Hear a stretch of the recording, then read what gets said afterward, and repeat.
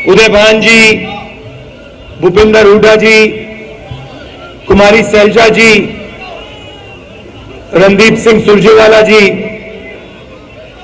जितेंद्र सिंह जी, सचिन पायलट जी, stage पे Congress party के सब वरिष्ठ नेता, प्यारे कार्यकर्ता, भाई और बहनों, प्रेस के हमारे मित्रों, आप सबका यहां बहुत बहुत स्वागत, नमस्कार। आप इतनी सुबह ठंड में यहां आए, हमारी बात सुनने आए, इसके लिए मैं आपको दिल से धन्यवाद करना चाहता हूं। अभी भाषण में किसी ने कहा कि मैं देश का तपस्वी हूं, मैंने कुछ बड़ा काम नहीं किया है। इस देश में मुझसे बड़े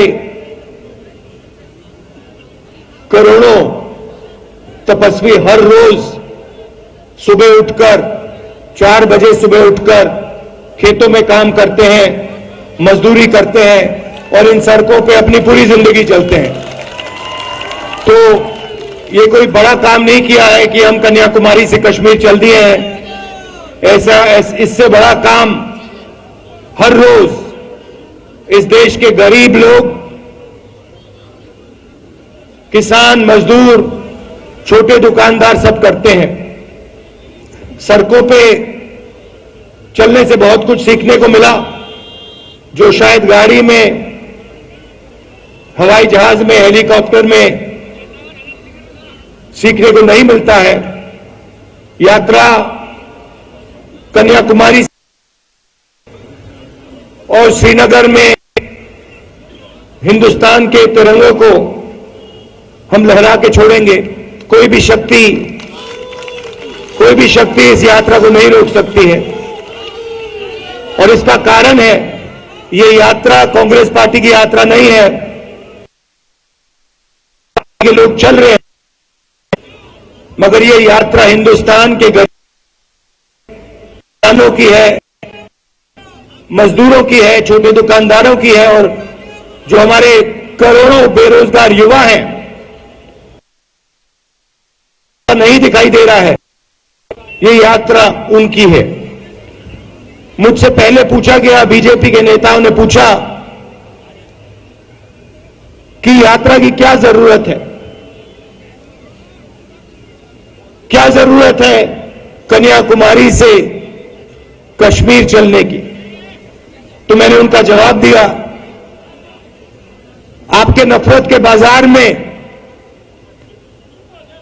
आपके नफरत के बाजार में मोहब्बत की दुकान खोल रहे हैं। और ये काम कांग्रेस पार्टी ने विचारधारा है जो है।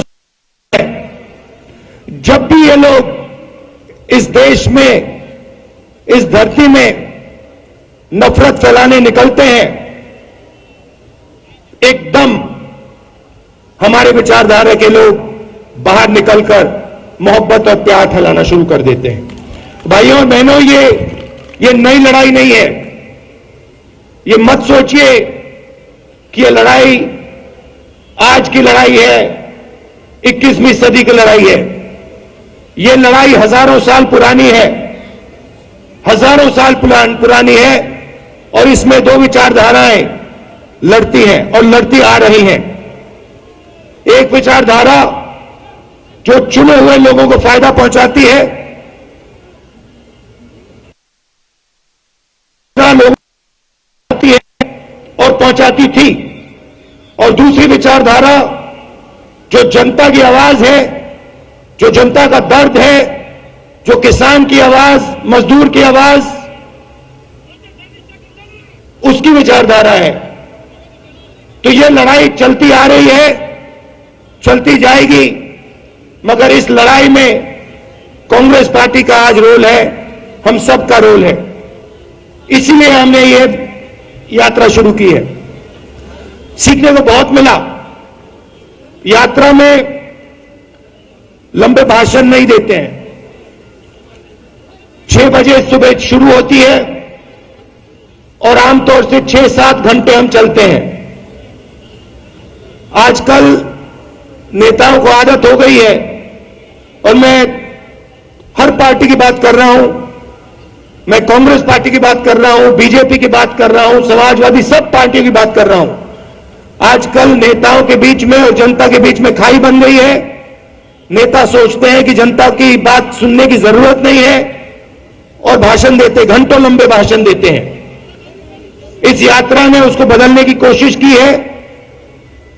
7-8 घंटे अब चलते हैं और सारे के सारे नेता, किसानों की, मजदूरों की, युवाओं की, माताओं बहनों की, छोटे दुकानदारों की, स्मॉल मीडियम बिजनेस चलाने वाले लोगों की बात सुनते हैं। और 7-8 घंटे बाद, चलने के बाद, सड़कों पे चलने के बाद, धक्के खाने के बाद, सुनने के बाद हम 15 मिनट भाषण देते हैं। हिंदुस्तान की राजनीति के एक विजन दिया है, काम करने का तरीका दिया है, और मुझे बहुत खुशी हुई है कि राजस्थान के चीफ मिनिस्टर, राजस्थान के पीसीसी प्रेसिडेंट्स ने डिसीजन लिया है कि महीने में एक बार राजस्थान की कैबिनेट, राजस्थान के सब नेता 15 किलोमीटर चल के जनता के बीच में जाके उनकी बात सुनकर काम करेंगे। और मैं चाहता हूं कि जहां भी हमारी सरकार है, मैं खारगे जी से कहूंगा, कांग्रेस प्रेसिडेंट से कहूंगा कि मैं चाहता हूं, सुझाव है कि जहां भी कांग्रेस पार्टी की सरकार बने, हमारे कैबिनेट को, हमारे एमएलएस को, नेताओं को कम से कम एक दिन, महीने में एक दिन इन सड़कों पे चलना चाहिए, धक्के खाने चाहिए, गिरना चाहिए, घुटने छिलने चाहिए। यात्रा भारत छोड़ो यात्रा नाम है। नफरत के खिलाफ यात्रा जरूर है, मगर 2 बड़े मुद्दे हैं जिससे हिंदुस्तान को बहुत चोट पहुंच रही है, दर्द हो रहा है। सबसे बड़ी बेरोजगारी। इन सड़कों पे हजारों युवा मेरे पास आए हैं। किसी ने इंजीनियरिंग की, कोई डॉक्टर बनने इसमें शामिल होना चाहता था, कोई जुडिशरी में काम करना चाहता था। और जब मैं पूछता हूं, भाइयों बहनों क्या करते हो, इंजीनियरिंग तो पढ़ ली तुमने, आज 21वीं सदी में क्या कर रहे हो, जवाब मिलता है ऊबर चला रहा हूं, मजदूरी कर रहा हूं। ऐसा हिंदुस्तान हमें नहीं चाहिए। 5-7 लोग जो भी करना चाहते हैं कर लेते हैं, अरबपति हैं, लाखों करोड़ रुपए का उनको कर्जा है, जो भी बिजनेस उनको करना है कर लेते हैं।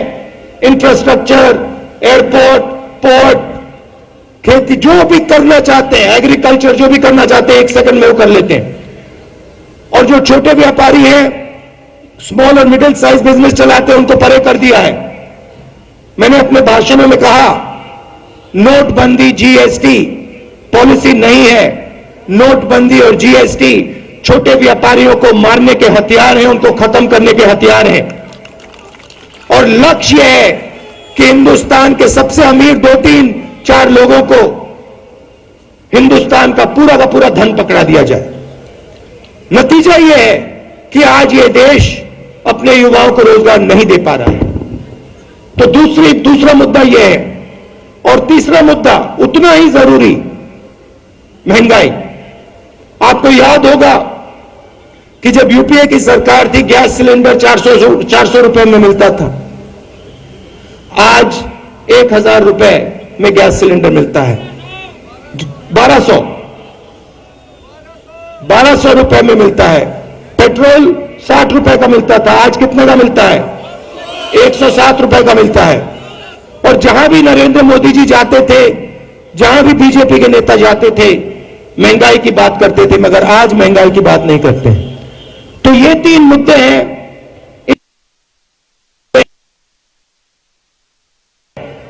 महंगाई कम करनी है और बेरोजगारी मिटानी है।